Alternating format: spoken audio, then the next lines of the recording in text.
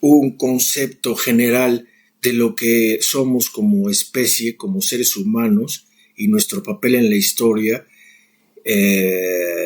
Brevemente un resumen de la humanidad para que vean incluso cómo han salido las ciencias y los conocimientos. O sea, el conocimiento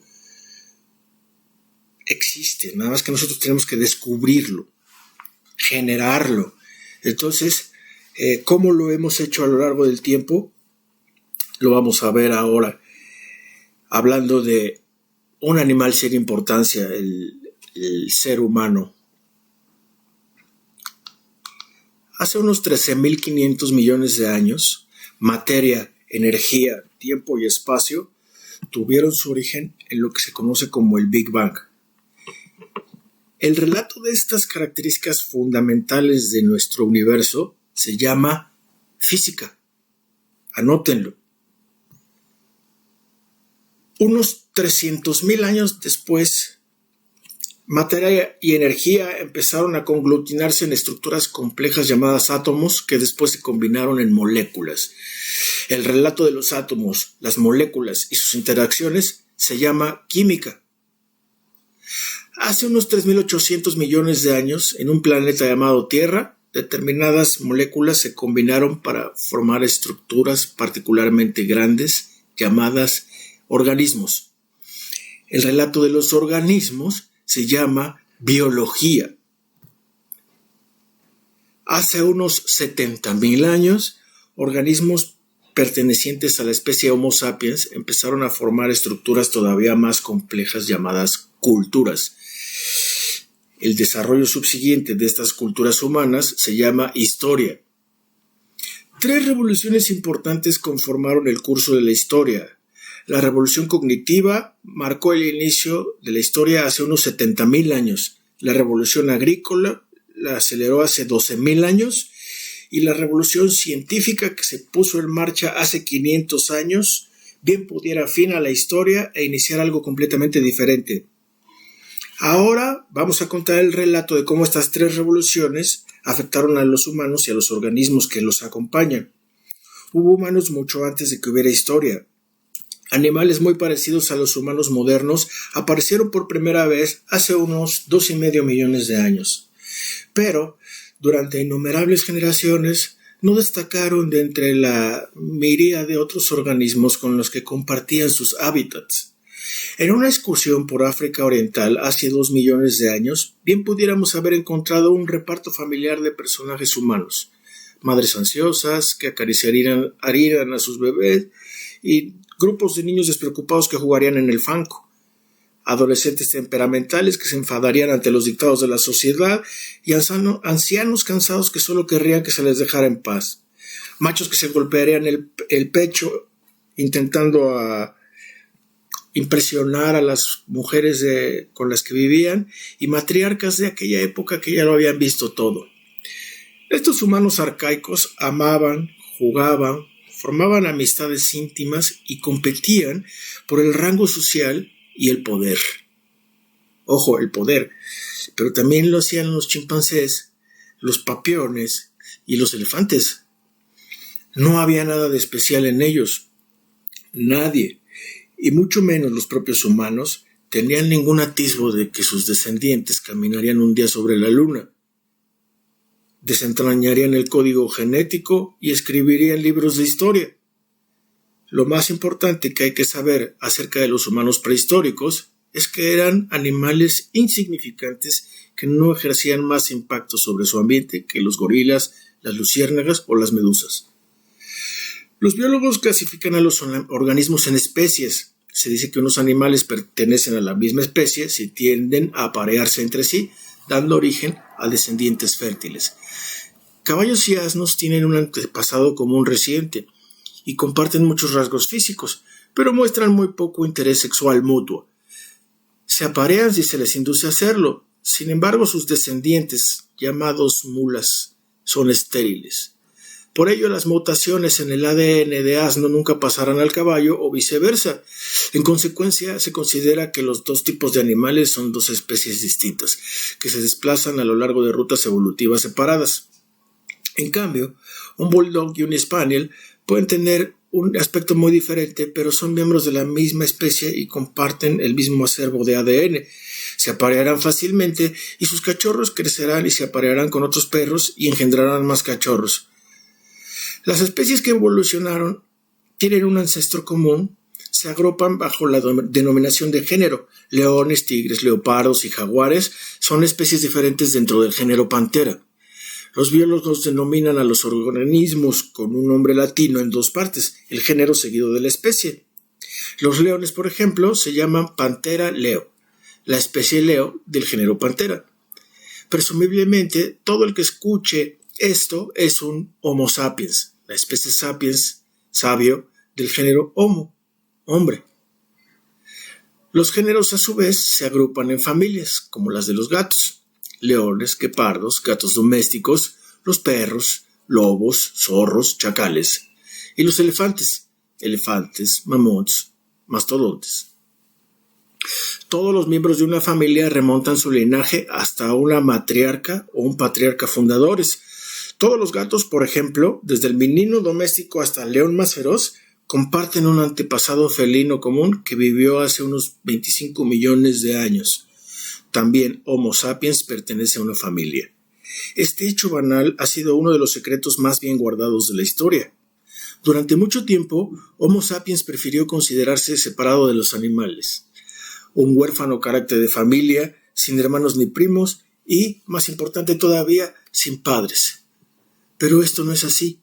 Nos guste o no, somos miembros de una familia grande y particularmente ruidosa, la de los grandes simios. Nuestros parientes vivos más próximos incluyen a los chimpancés, los gorilas y los orangutanes. Los chimpancés son los más próximos, así que exactamente 6 millones de años, una única hembra de simbio tuvo 2 hijas. Una se convirtió en el centro de todos los chimpancés. La otra es nuestra propia abuela. Hay muchos esqueletos en el armario. Homo sapiens ha escondido un secreto todavía más inquietante. No solo poseemos una abundancia de primos incivilizados. Hubo un tiempo en el que tuvimos asimismo unos cuantos hermanos y hermanas. Estamos acostumbrados a pensar en nosotros como la única especie humana que hay, porque durante los últimos 10,000 años nuestra especie ha sido efectivamente la única especie humana en estos valles. Pero el significado real de la palabra humano es un animal que pertenece al género Homo. Y hubo muchas otras especies de este género, además de Homo sapiens. Por otra parte, como veremos más adelante, quizás en un futuro no muy distante, tenemos que vernoslas de nuevo con humanos no sapiens. A fin de aclarar este punto, hay que usar el término sapiens para denotar a los miembros de la especie Homo sapiens, mientras que reservaremos el término humano para referirnos a todos los géneros actuales del género Homo. Los humanos avanzaron en África Oriental a partir de hace unos 2,5 millones de años, a partir de un género anterior de simios llamados Australopithecus, que significa simio austral. Hace unos 2 millones de años, algunos de estos hombres y mujeres arcaicos dejaron su tierra natal para desplazarse a través de extensas áreas del norte de África, de Europa y de Asia e instalarse en ellas, puesto que la supervivencia en esos bosques nevados de Europa septentrional requería rasgos diferentes que los necesarios para permanecer vivo en las vaporosas junglas de Indonesia. Las poblaciones humanas evolucionaron en direcciones diferentes y el resultado fueron varias especies distintas, a cada una de las cuales los científicos han asignado un pomposo nombre en latín.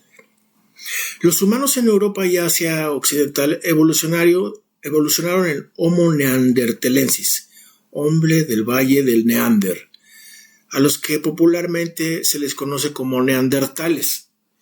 Los neandertales, más corpulentos y musculosos que nosotros, los sapiens, estaban bien adaptados al clima frío de la Eurasia occidental de la época de las glaciaciones.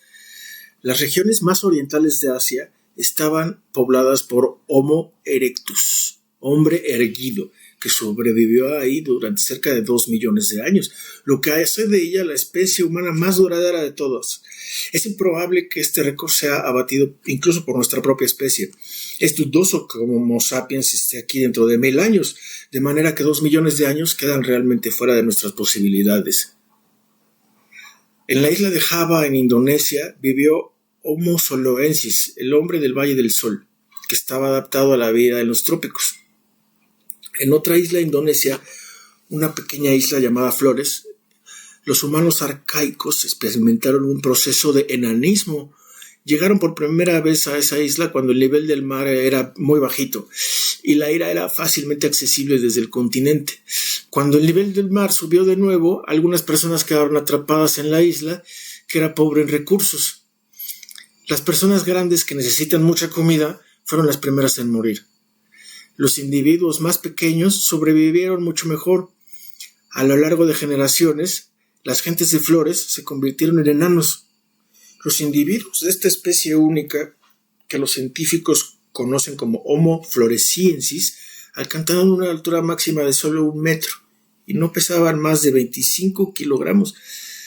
No obstante, podían producir utensilios de tierra e incluso ocasionalmente matar alguno que otro mamut, algún elefante, aunque para ser justos, los elefantes eran asimismo una especie enana. En 2010, otro hermano perdido fue rescatado del olvido cuando unos científicos que excavaban en la cueva de Nisova, en Siberia, descubrieron un hueso del dedo fósil. El análisis genético demostró que el dedo pertenecía a una especie que no se conocía, que fue bautizada como Homo berizoa. Quién sabe cuántos otros parientes nuestros perdidos esperan a ser descubiertos en otras cuevas, en otras islas y en otros climas.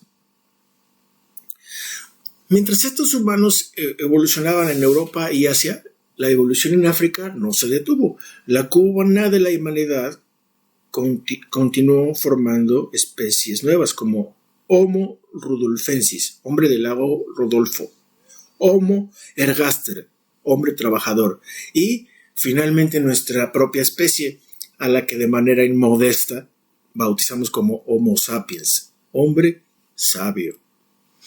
Los miembros de algunas de estas especies eran grandes y otros eran enanos. Algunos eran cazadores temibles y otros apacibles recolectores de plantas. Algunos vivieron solos en una isla y otros vagaron por todos los continentes, pero todos pertenecían al género Homo. Todos eran seres humanos. Es una falacia común considerar que estas especies se disponen en una línea de descendencia directa. La clásica imagen que vemos de el changuito, el mono con cola, luego un changuito, luego un chimpancé, luego algo así como un gorila y al final un ser humano. Esa imagen que han visto ustedes en las ilustraciones de la primaria y la secundaria es falsa. H. ergaster engendró a H. erectus, a los neandertales, y los neandertales evolucionaron y dieron origen a nosotros. Este modelo lineal da la impresión equivocada de que en cualquier momento dado solo un tipo de humano habitaba la Tierra y que todas las especies anteriores eran simplemente modelos más antiguos de nosotros mismos. Lo cierto es que desde hace unos 2 millones de años hasta hace aproximadamente 10.000 años, el mundo fue el hogar a la vez de varias especies humanas. ¿Y por qué no? En la actualidad hay muchas especies de zorros, osos y cerdos. La Tierra de hace 100 milenios fue vivida por 6 especies diferentes de hombres al menos. Es nuestra exclusividad actual y no ese pasado multiespecífico lo que es peculiar y quizá incriminador. Como veremos después, los sapiens tenemos buenas razones para reprimir el recuerdo de nuestros pasados humanos. Y pensar tuvo un costo. A pesar de sus muchas diferencias, todas las especies humanas comparten varias características distintivas. La más notable es que los humanos tienen un cerebro extraordinariamente grande en comparación con el de otros animales. Los mamíferos que pesan 60 kilogramos tienen en promedio un cerebro de 200 centímetros cúbicos. Los primeros hombres y mujeres de Asia de hace 2,5 millones de años tenían un cerebro de unos 600 centímetros cúbicos. Los sapiens modernos lucen un cerebro que tiene entre 1200 y 1400 centímetros cúbicos. Y el cerebro de los neandertales era todavía más grande. El hecho de que la evolución seleccionara a favor de cerebros mayores nos puede parecer, digamos, algo obvio. Estamos tan prendados de nuestra elevada inteligencia que asumimos que cuando se trata de potencia cerebral, más tiene que ser mejor. Pero si este fuera el caso, la familia de los felinos también habría engendrado gatos que podrían hacer cálculos. ¿Por qué es el género Homo el único de todo el reino animal que ha aparecido con estas enormes máquinas de pensar? El hecho es que un cerebro colosal es un desgaste colosal en el cuerpo. No es fácil moverlo por ahí, en especial cuando está encerrado en un cráneo enorme. Es incluso más difícil de aprovisionar. En Homo sapiens, el cerebro supone el 2 a 3% del peso corporal total, pero consume el 25% de la energía corporal cuando el cuerpo está en reposo. En comparación, el cerebro de otros simios tiene solo el 8% de la energía en momentos de reposo. Los humanos arcaicos parcaron con su gran cerebro de dos maneras. En primer lugar, pasaban más tiempo en buscar comida. En segundo lugar, sus músculos se atrofiaron. Al igual que un gobierno que reduce el presupuesto de defensa para aumentar el de educación, los humanos desviaron energía desde los bíceps a las neuronas. No es en absoluto una conclusión inevitable que esto sea una buena estrategia para sobrevivir en la sabana. Un chimpancé no puede ganar a Homo sapiens en una discusión, pero el simio puede despedazar al hombre como si fuera una muñeca de trapo. Hoy en día nuestro gran cerebro nos compensa magníficamente porque podemos producir automóviles y misiles que nos permiten desplazarnos mucho más deprisa que los chimpancés y dispararles desde una distancia segura en lugar de pelear con ellos. Pero coches y armas son un fenómeno reciente. Durante más de 2 millones de años, las redes neuronales humanas no cesaron de crecer, aunque dejando aparte algunos cuchillos de pedernal, los humanos tenían muy poca cosa que mostrar. ¿Qué fue entonces lo que impulsó la evolución del enorme cerebro humano durante estos 2 millones de años? Francamente, no lo sabemos. Otro rasgo humano singular es que andamos erectos sobre dos piernas. Al ponerse de pie, es más fácil buscar en la sabana en busca de presas o enemigos. Y los brazos, que son innecesarios para la locomoción, quedan libres para otros propósitos, como lanzar piedras o hacer señales. Cuanto más cosas podrían hacer con las manos, más éxito tenían sus dueños. De modo que la presión evolutiva produjo una concentración creciente de nervios y de músculos finamente ajustados en las palmas y los dedos. Como resultado, los humanos pueden hacer tareas muy intricadas con las manos. En particular, pueden producir y utilizar utensilios sofisticados.